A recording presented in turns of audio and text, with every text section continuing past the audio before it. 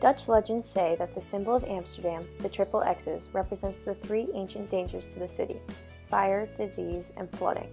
Today, 2/3 of the Netherlands' population and about 70% of their economic output lies below sea level. Unlike fire and the plague, the danger of flooding is still a very real concern. Fortunately, the Dutch have centuries of experience manipulating and controlling water. Their cities are built around complex systems of dikes, dams, canals, and barriers to keep water from inundating the country. Despite this experience, the Netherlands has not always been impervious to flooding. Most time was in 1953. This was when the Waterschap, the water disaster, took place, and 1,836 people died during this disaster. So this was really a big disaster for our country.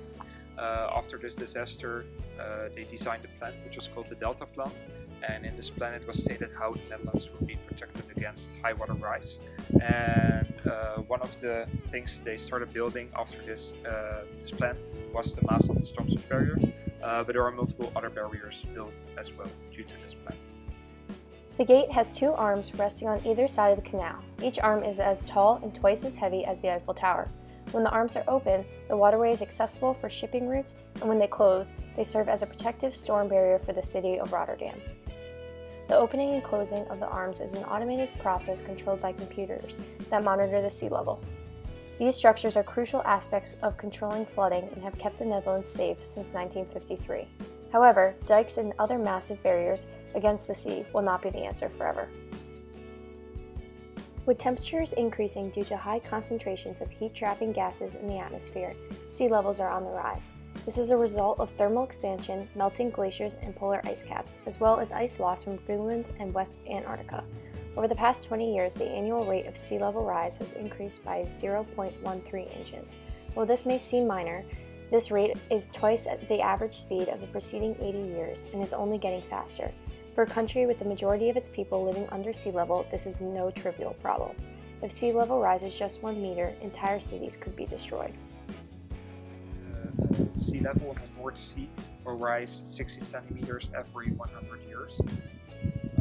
But that was not the only problem here. We also have a problem with the soil, because the soil mostly consists of peat and clay, and these materials settle really fast. So every 100 years we have the sea level rise of 60 centimeters, but also a soil settlement of 30 centimeters. So in total this gives a netto vertical displacement of 90 centimeters. It's quite problematic, and that's also the reason why areas like these have a design age of only 100 years. To combat this issue, the Dutch are rethinking their strategies. Harold van Weveren, a senior government advisor, described, "We can't just keep building higher levees because we will end up living behind 10-meter walls. We need to give the rivers more places to flow. Protection against climate change is only as strong as the weakest link in the chain." The Dutch have decided that instead of continuing to fight the water and subdue Mother Nature, that instead they are going to let the water in wherever possible. This thought process is referred to as room for the river. It's more like an approach or a way of thinking or a way of prioritizing values, where you move away from just building higher defenses, for example, to where you say we actually just have to give more room to the water. And that's like fundamentally a very different, it's almost like going from more like a civil engineering to more like an ecology kind of approach. If you just try to keep the water out, you won't succeed. But if you let the water in and you try to direct where the water goes, then you're more likely to succeed. It is actually quite a different way of thinking, because it is kind of moving away from these large mega civil engineering projects to saying like we just need more green spaces, for example. The Room for the River approach has received a lot of positive reactions from the stakeholders associated and the public. Under this approach, the Netherlands has taken on a variety of projects to allow more room for water to flow. One such project is dike relocation, where dikes are pushed back to create additional space for the water during floods.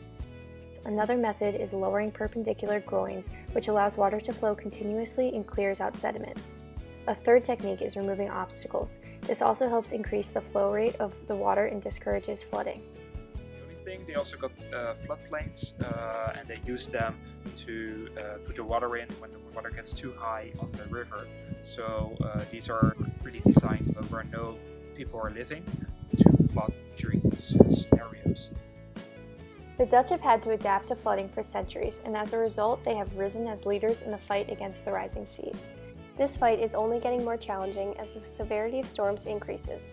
For instance, in September of 2017, Hurricane Harvey hit Houston, Texas, and displaced approximately 30,000 people. Much of the damage was the result of unexpected flooding due to the sprawling nature of the city. Houston is not designed to accommodate excess amounts of water.